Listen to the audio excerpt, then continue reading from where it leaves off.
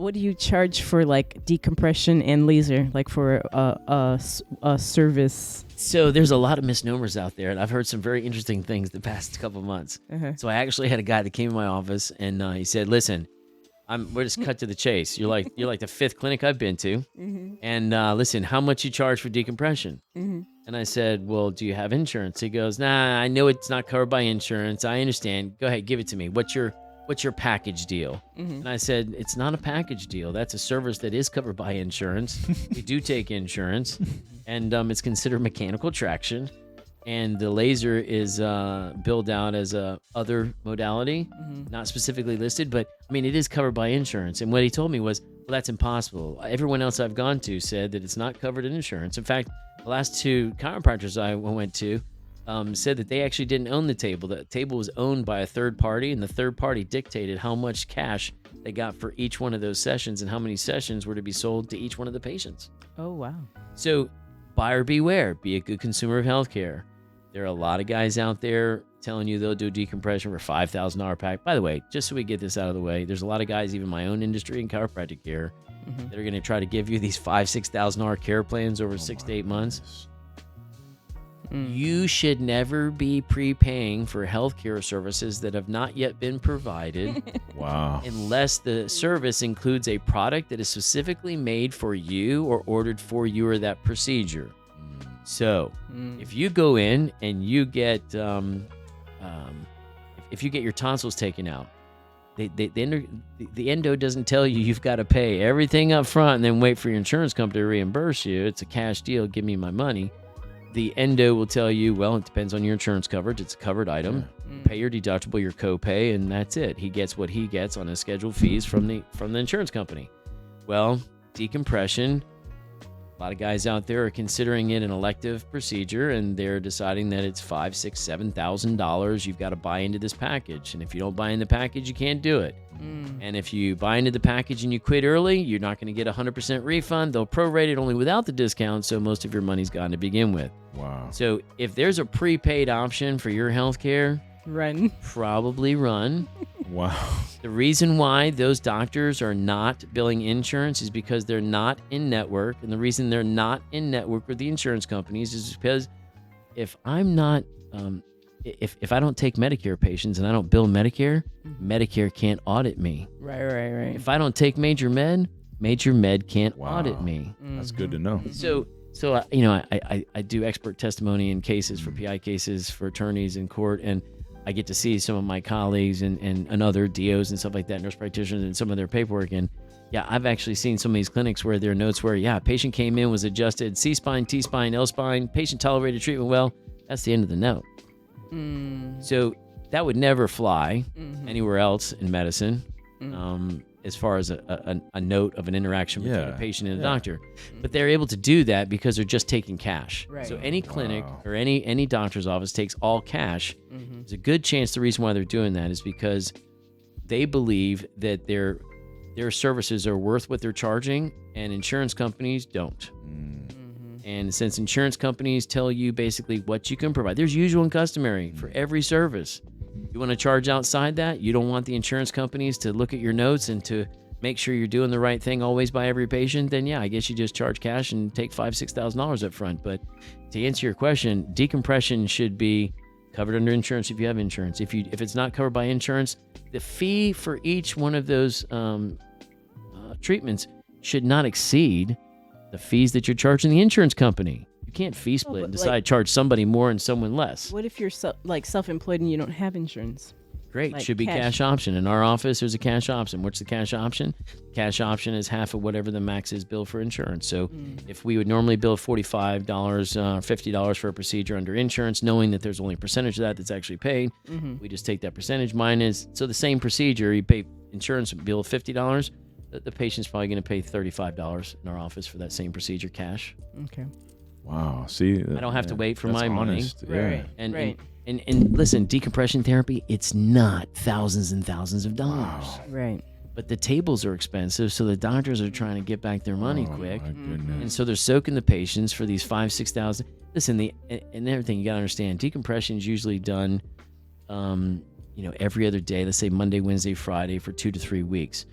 that's generally it. And even some of the more serious cases. Now, sometimes you have to go to 4th week or 5th week, depending on the circumstance. But for the most part, how many is that, right? You're talking about 6, 9, 12, maybe 15 max. There's doctors out there that'll tell you they're selling you a 25, 30 treatment package of decompression, and that's why it's $10,000. Ooh. If you overutilize a procedure, even though it may be appropriate, it's probably not going to have a great outcome. Wow. So again, buyer beware. Decompression therapy, it should be a cash service. It shouldn't be a service that's charged per session of that particular table. The decompression itself should never be more than $55 a procedure, and your average is going to be 12 to 15 treatments or procedures, and that's it. Not everybody fits into the same number of treatments, so you should treat the patient visit to visit, and it should be based on their process or their progress rather, and not on what your fixed overhead should be. Every patient, I gotta have so many decompression. A doc says to himself, I gotta have so many of these. They pay how much, and I gotta have charge them how much to make my nut. Yeah. If you're paying forward in upfront for any type of medical procedure, just reevaluate who's delivering the procedure, because most procedures that are authorized to be paid through insurance. Most people have insurance, and if you don't, you should not be paying cash pay. Should not be greater cost to you, or a financial burden greater than what the normal average insurance patient should be paying. So there should be some concession there. And I just want to touch on this too before, I know we're running out of time here, but I want to touch on this before we go. Also in Florida, like carrying good car insurance is very important here. In the right coverage. In the right coverage, like uninsured motorist coverage, as well as high bodily injury, because you're not, anything can happen. I mean, that's what happened to me. Right. And luckily, I had decent coverage. Right. To be out and to pay the doctors, because a lot of that money goes to the hospital bill. Like, say if you got to get driven to the hospital, like my from the accident, I had to go straight to the hospital, and it was like $50,000 right there.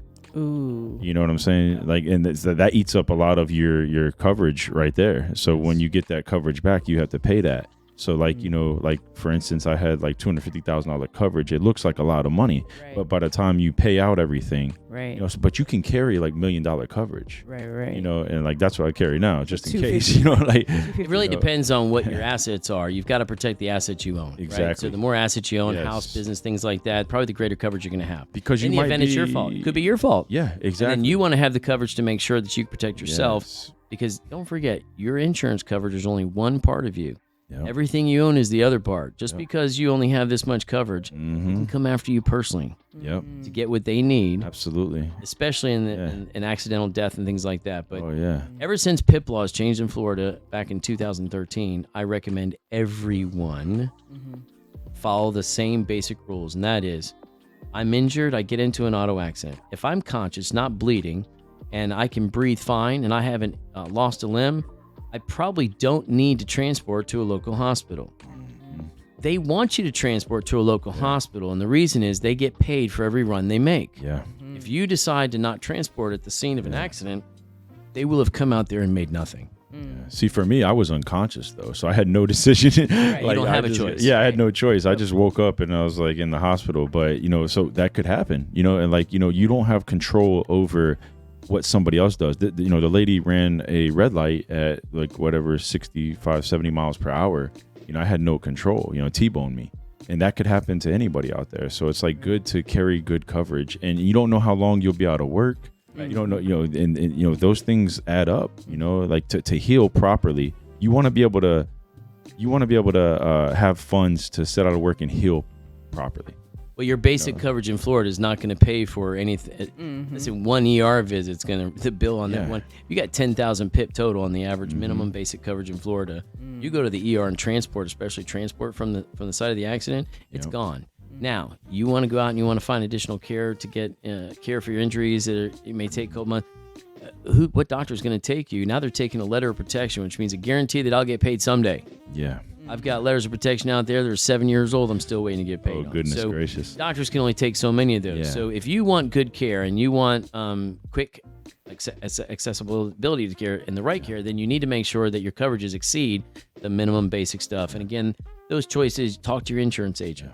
He's going to ask you, what do you own? What are your assets like? Me personally, there's a lot of things that I own. I have a lot of assets. So in that, I make sure that I have abnormally high protect your home. coverage You gotta for the average protect person, but appropriate for me. Yeah, your business, your home, you got to protect. You know, There's your rental cars, assets. lost time at work. Yeah.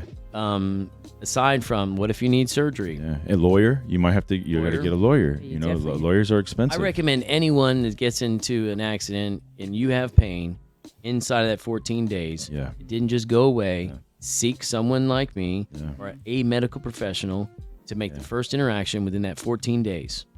Get the appropriate MRI just to make sure there's no disc injury that could be sleeping there on you. And then if there is, then hire an attorney. At that point, you might need to hire an attorney to protect yourself against your own insurance company, which is what I recommend to my patients. Not because, I like, again, attorneys serve a purpose. Yeah. I purposely think they kind of almost taint the process, but they're necessary. They're necessary to get what you in this deserve. world now, Yeah. post 2013 changes. True.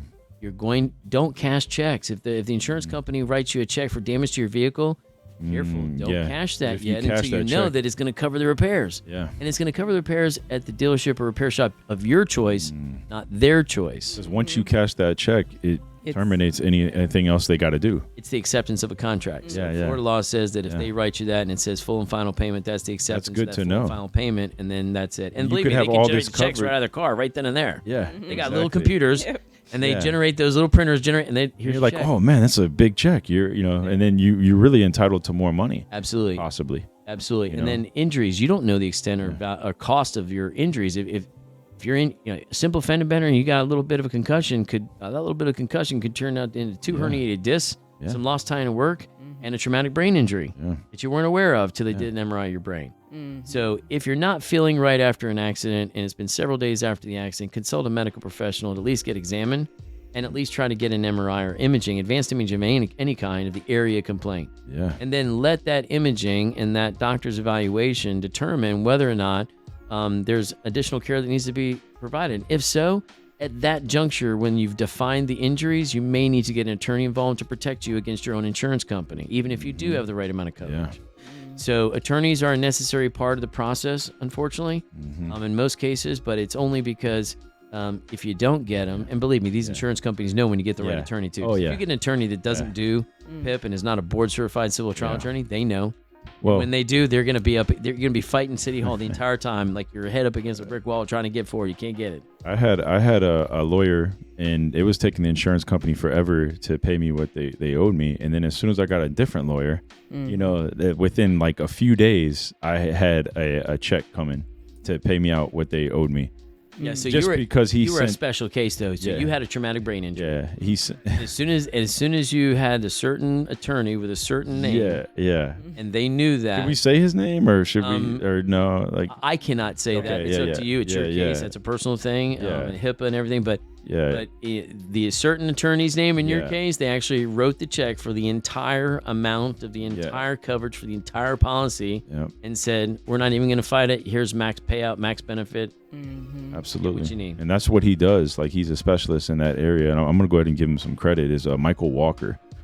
Just incredible. Wrote a demand letter, and within days, Because he's a board certified civil like, trial attorney. we're not going to play with this guy. I had another lawyer prior, and they were taking forever. And Well, a lot of attorneys want to get into it. A lot of Yeah. probate attorneys, and because there's money in it, right? And they figured out there's money in it. But if you don't know what you're doing, just like treating personal injury it cases, could have messed my whole case up if I, sticking with the wrong lawyer or the wrong doctor, you've got to make sure that you get to the right people. I don't recommend that you run off to an emergency room if you don't have to.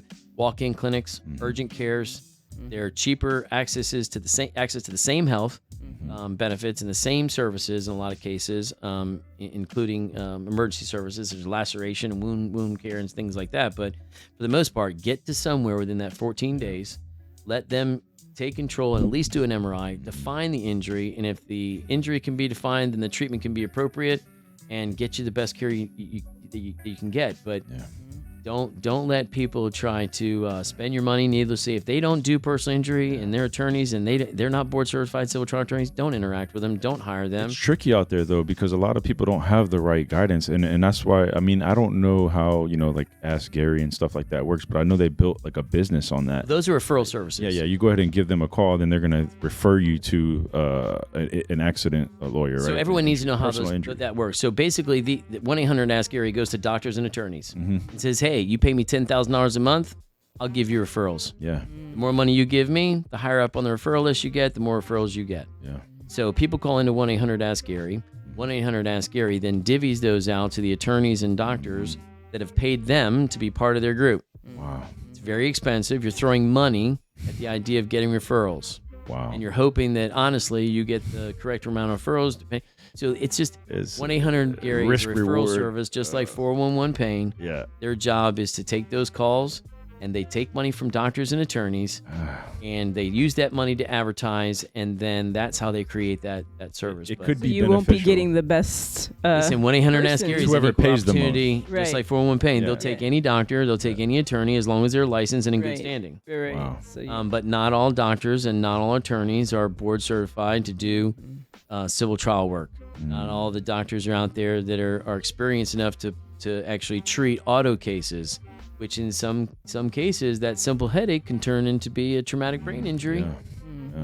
There are things that we found in your case in Yeah. particular that wouldn't have found otherwise had you not gotten into the accident, had you not gotten the MRIs that you did. Exactly. Exactly. For instance, like a brain tumor. Yeah. You know. That's pretty high on the list there, right? Yeah. yeah, that's So it's interesting. one last thing before you go. For some, we're like squeezing that Yeah, orange I out know, of I'm Dr. sorry. Rob. We're Last thing, we got- 'cause this is honestly, really though, important. After this, though, I can go like 15, 20 minutes more, and then we can wrap up. well, yeah. so yeah, just a question. If you don't have an injury and you're just a regular Joe Blow, how often do you recommend adjustments for chiropractic adjustments? So I don't recommend any particular number of adjustments for anybody as a blatant rule. One size does not fit all. Every patient's going to have a different problem. Like, for instance, plantar fasciitis. I love this. Plantar fasciitis is the most ridiculous thing in the world. There's doctors out there, so they're always going to give you the advice depending on what they can make money on. For instance, your podiatrist is going to want to inject you, right? And give injection. I'll do a series of injections because he can get paid to do it. Right. It'll basically, although it hurts for the injection, it'll take away some of your pain because it's a steroid. And that's how they choose to deal with plantar fasciitis. The truth of the matter is, folks, you don't have to buy any orthotics. You don't have to get any injections. And you need to understand a little bit about anatomy. Plantar fasciitis is nothing more than tight calves that pull on the Achilles tendon, that then pull at its original attachment on the plantar surface of the foot. Pulling on that enough creates abnormal movement at the attachment, which creates inflammation, hence plantar fasciitis. It's inflammation of the fascia at the site of the plantar position of the insertion of the Achilles tendon. So yes, folks, if you want to battle plantar fasciitis, simply stretch your calf. Wow. Wow. So calf stretches will There it is. eliminate it. That's something simple. You don't need medical intervention. You just need some really good advice. So for someone like that, I'm going to probably get them in. I'm going to x-ray the ankle and the foot, make sure there's not a bone spur there or something else of concern that could be causing the same pain. But in the end, if it's plantar fasciitis and I can evaluate that in exam, it's going to be calf stretches. That person's going to be taught to do those calf stretches. Wow. I may adjust their lower pelvis and back since we distribute weight from our ankles up. I may do a couple more things for better lower extremity gait and performance. But for the most part, it's you. You have to go home. You have to do the stretches. I simply tell you to do that. That patient's going to come in and see me maybe 2 or 3 times over the course of 3 weeks, and that's it. And then the goal is to try to get your patients out to maintenance. The average person maintenance adjustment, if they're taking care of themselves, meaning they're exercising, they're drinking their water, they're doing the right things that they're supposed to be doing, they need less of me because they're already doing more of the right things. Your level of activity. Listen, if you're going to sit in front of a computer all day, you're probably going to need me more than the guy who's not sitting there crunching numbers in front of a computer all day with prolonged cervical flexion. Yeah. He's going to have neck pain. He's likely to have headaches. So he's going to need a little more care. But ultimately, I try to get everybody on a maintenance. So you may start 2 to 3 times a week for the first week, but then you're going to get there quick. My job is not to understand this. There are two theories out there. In chiropractic, you got one chiropractor who believes more is more. The more adjustment you get, the more benefits you get. Well, I believe the body's an intelligent machine, and that if we give it the right circumstances, that machine can function in my absence, in the absence of weekly adjustments, it can still function. So if you're doing the things you're supposed to, my maintenance patients, depending on their activity, once every 2 weeks, once a month. Okay. That's where I try to get. In a perfect world, I'd have nothing but maintenance patients, right? Mm-hmm. And we'd have nothing but happy things to say and people taking care of themselves and caring about drinking and eating the right things. Yeah, once every 2 weeks, once a month. And if you talk to my patients, that's where we get them to. Other doctors believe that you should be there 2 times a month for the rest of your life till you're dead. The difference between their care and my care is I expect you to stretch. I hold you accountable. I will quiz you till you hear me in your nightmares saying, did you stretch? Did you drink your water? But I do that because if I give you a lot of patient education, I hold you accountable like your coach up front, you'll be better naturally. You know what to do. You don't need me telling you what to do. I'm simply there to service and facilitate your lifestyle and what happens to you month to month. There's going to be times when, you might slip and fall or clean out the garage and do a little more than you're supposed to. You're going to need me outside of your normal monthly or bi-monthly adjustment. But it's interesting to note, too, the chiropractic patients that seem to have to go more often per week and for more weeks a year than others, those doctors don't give their patients any information about stretching. Wow. They don't hold them accountable for their water. They don't hold them accountable for the... Listen, muscle keeps bone in place. Bone doesn't keep muscle in place. The chiropractic adjustment's not some kind of miracle ordained by God sent to us as magical chiropractors. It's not a religion. It's not pretend. We are real doctors. We are not pretend or fake doctors. We go through the same schooling as a medical doctor does. Our focus away from pharmacology is on neuromusculoskeletal treatment. That's the only breakaway between the two different disciplines. Yes, your chiropractors take biochemistry. Yes, your chiropractors take pharmacology, just not to the extent that an MD does. But if you get... They're real doctors, and if they're real doctors, they should be really trying to get their patients to a real goal, not just trying to turn that register and say a care plan for 6 months for a certain amount of cash that you should be coming twice a week, every week for the rest of your life. Wow. If I gave you the tools to get better and to support the therapy that I give you, I'm just here to support what you're already doing correct. I'm not here to be the dependent. I'm not here to make you dependent upon me, although it's great for the cash register. It's not real good medicine. And what about, does it damage them in the long run? Like if someone's coming every week?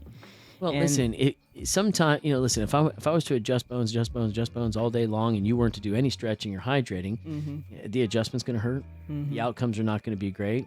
I'm going to be causing soft tissue damage probably to the joints that I'm forcing the adjustment into. So I don't see how, if muscles keep bone in place, and bone doesn't keep muscle in place, how any chiropractor could not address the muscle portion of the neuromusculoskeletal medicine that we perform. So it's just interesting. The chiropractors who don't give their patients stretches want them more often to adjust them.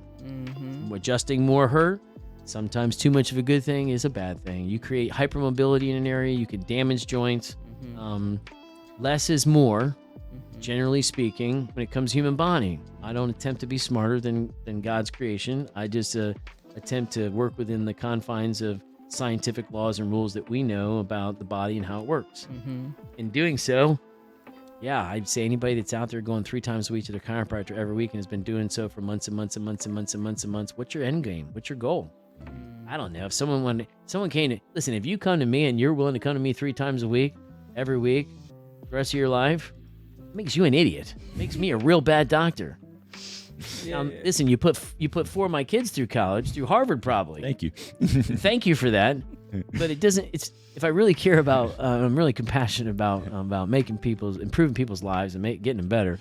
It's probably not going to set well with me every night when I go to sleep at night. That I got a lot of money in my pocket, but I have to live in this community, and I want to do right by the members of my community and by mankind in general. I'm not going to abuse my activity or my privileges and just to benefit my bank account. So I would definitely say that if you're a chiropractic patient and you're going to a chiropractic facility where it seems like you're there every single week till you're dead for the rest of your life, I've got professional athletes that see me once a week, but they're professional athletes, people. Yes. That's what they do for a living. Yes. And I'm not the only interaction. Their body's getting broken down a lot more. Absolutely. They're putting their body in one day under more pressure, strain, than most of us do in the course of an entire week.